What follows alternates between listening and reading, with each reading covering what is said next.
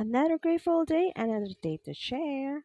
We have another event, and this is for 25th wedding anniversary of Mr. Lucky and Miss Josie.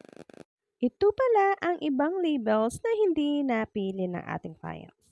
Bali, ang ating client ay pina-edit ang kanyang 25th silver anniversary or wedding anniversary kasi daw meron na daw silver or 25th. So, pinaalis niya yung silver. So, yun na nga guys, yun na ang final designs natin for our labels. However, 2 days before the event, nagpa-add ang ating client na more 90 pieces na perfume. So, hindi talaga maiwasan na may ganitong pangyayari guys. So, siguro may raming nag-confirm ng kanilang attendance for their wedding.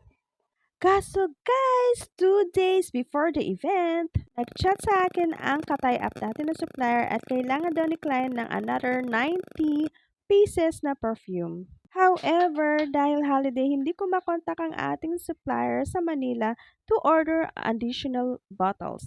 Kaya naman nag-offer na lang ako ng mga 10 ml para sa additional souvenirs niya. So, pinakita yon ng ating tie-up ng supplier and pumayag naman daw ang ating client. Kaso guys, hindi ko na nakuha i-edit ang size do sa mga labels. Dahil rush na nga ito guys. Buti na lang nakakaintindi or understood naman ng ating client. So, ito ang kinalabasan ng ating setup. Thank you so much, Map Charmaine, for availing our perfume. Thank you for watching. Bye!